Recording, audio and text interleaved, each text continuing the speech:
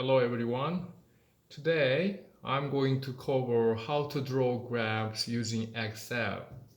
As you see on the whiteboard, when we deal with continuous data such as interval or ratio level of measurement, we better draw histogram, which is similar to a bar chart, but that's not the same one. They are very different from each other. When we deal with the discrete data, which is about nominal or ordinal level of measurement data, we better use pivot table. Okay, so I'm going to begin with a pivot table approach and then move on to histogram later. Let me move the camera a little bit, which is actually my cell phone.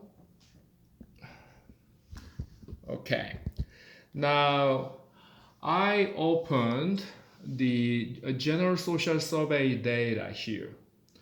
I the to use pivot table, we needed to click inside of a data set anywhere and then click insert. Okay, when you click insert, very at the left hand side, you will see pivot table icon. Just click there. And then when you click it, you see the moving dot line, boundary dot line, then you're on the right track. Now, let me click OK. When you click OK, on the right hand side, there are pivot table field. On the left hand side, there is an empty table. Okay.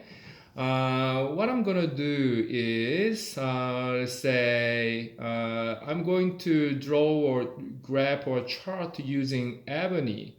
If I remember correctly, abortion allowed in any circumstances question, people can say yes or no.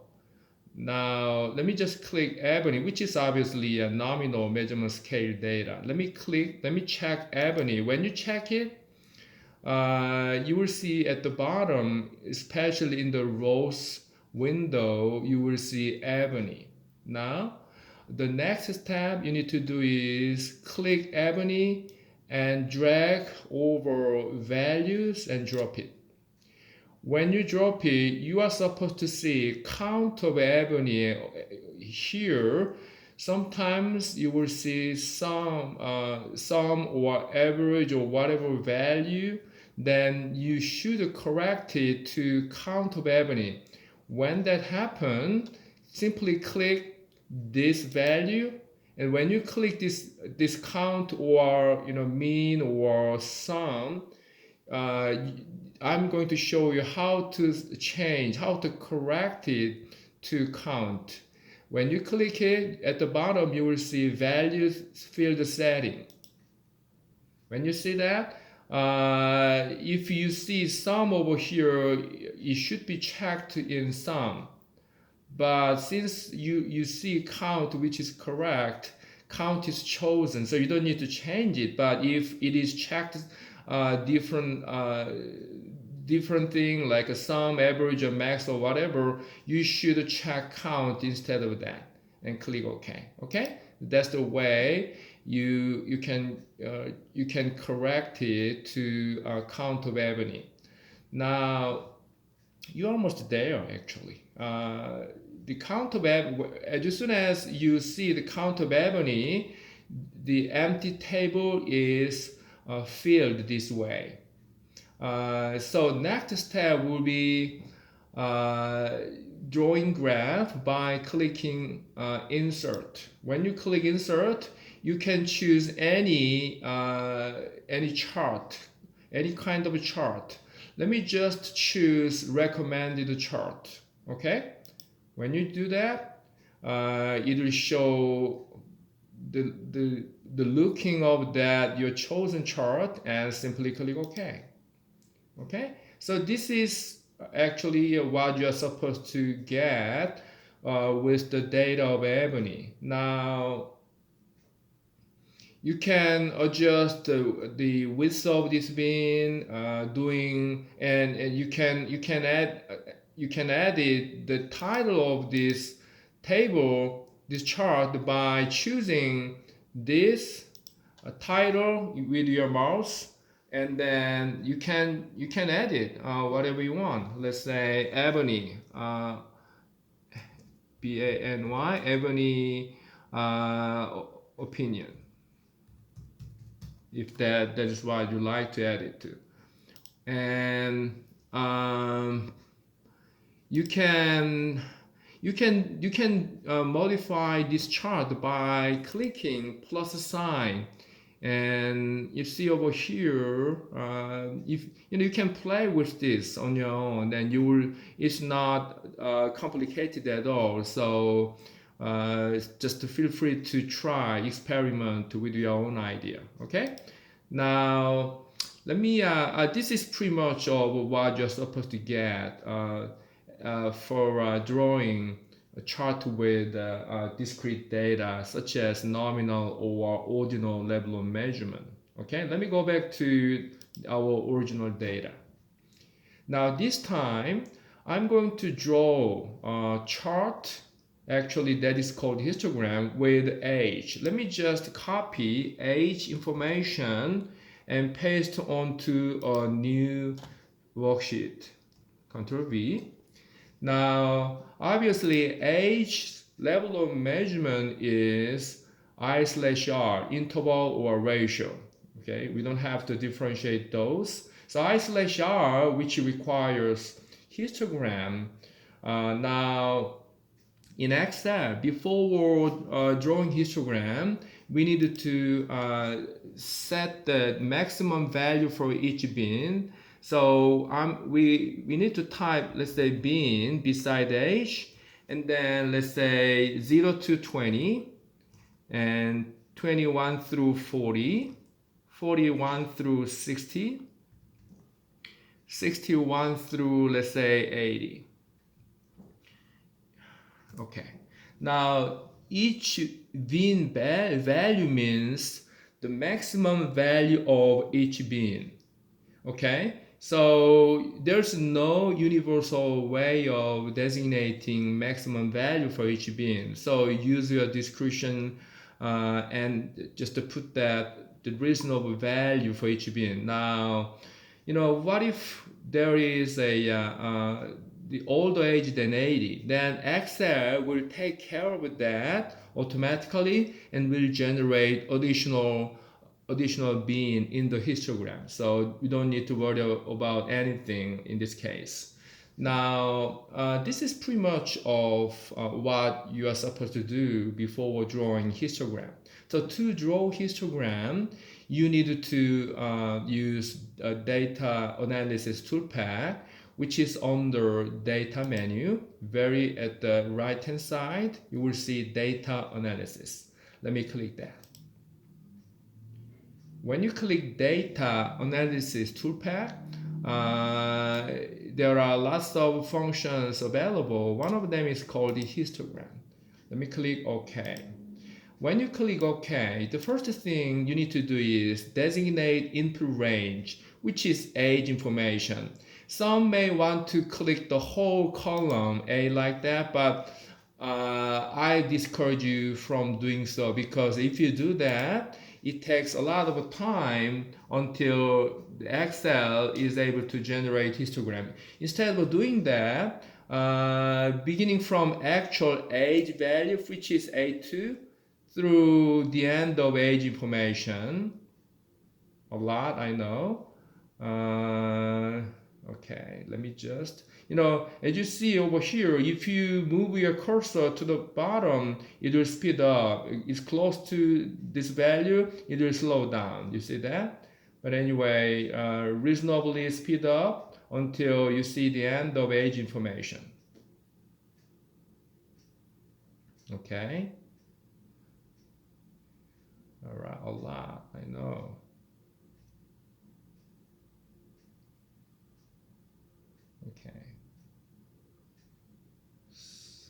Okay, currently it's about 2,800. It's approaching 3,000, more than 3,000 participants. Okay, there in this survey. 3200, a lot. Okay. Okay, 4,000, more than 4,000. Okay. But still, we need to wait until okay. You know, 4511, A4511 is the end of age information. So now it's time to designate bin range. Before doing that, then we need to click inside of a bin range and move back to the beginning. Okay, bin range, there are only 4 cells, so we need to click from 20 till 80 like that. Since we did not include the labels, we shouldn't check this. Now, the result of histogram will appear in the new worksheet ply as a default, so we don't have to change that. The last thing we need to do is check chart output, okay? Without doing that, you're not going to see anything, okay? So let me click OK. Okay, now you have histogram as a result. Let me just make it larger, excuse me, larger a little bit. Okay, now the beauty of drawing histogram is the data, the different values of ages in this case are collapsed into one category, like age 1 through 20 is all inside of this small bin. Age 21 through 40 is inside of this second bin, things like that. So after drawing histogram, we have an easy understanding of what's going on in the age information by seeing a few number of bins. Although it looks like a vertical chart, but it is very different from that, as I said before. Okay, now let me just show you how you can change the title, whatever you like. It is easy to edit, okay? By doing that, let's say age histogram, okay? And to since y-axis is frequency, we don't need to have a legend frequency. Simply choose and click delete, so it's going to be gone. Now you see the more because, as I said, there are some people who are older than 80 years old. So Excel sense their existence and generate additional bin like that. Now, we all understand this value 20 through 80 is the maximum value for each bin. However, general audience may not instantly understand what this is. So we better change this to actual range value, 1 through 20, 21 through 40, things like that. But Excel does not allow us to edit the value as we wish. So this is a way how to change this maximum value to actual range information. Okay, so let me just add age,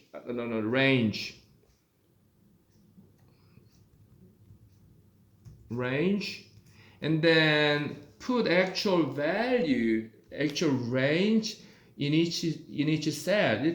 This is actually 0 to 20. So when you type 0 through 20,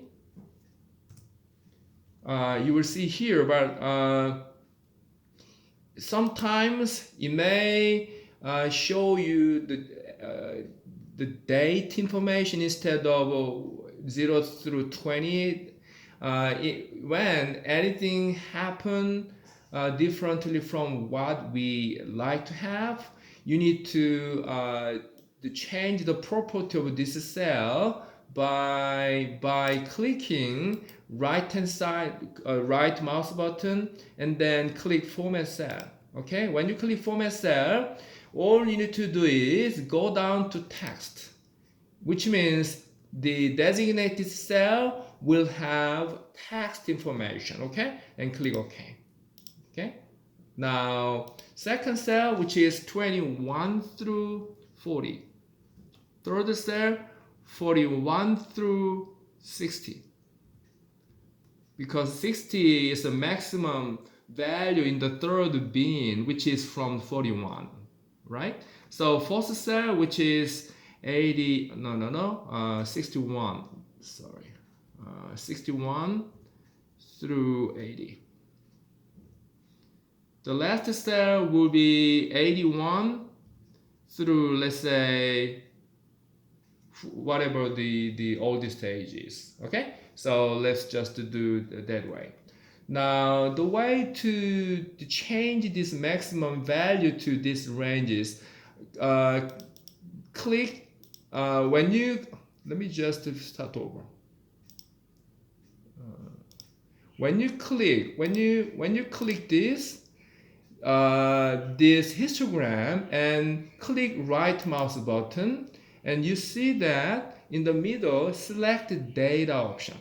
Okay, when you click select the data option, all you need to do is click horizontal axis label. That's what we're gonna do. Click edit and then choose actual range information. That's what I have just typed. Okay, and click OK, and then click OK. You see over here, instead of having simple maximum value for each bin, now we have a range information which is more audience friendly.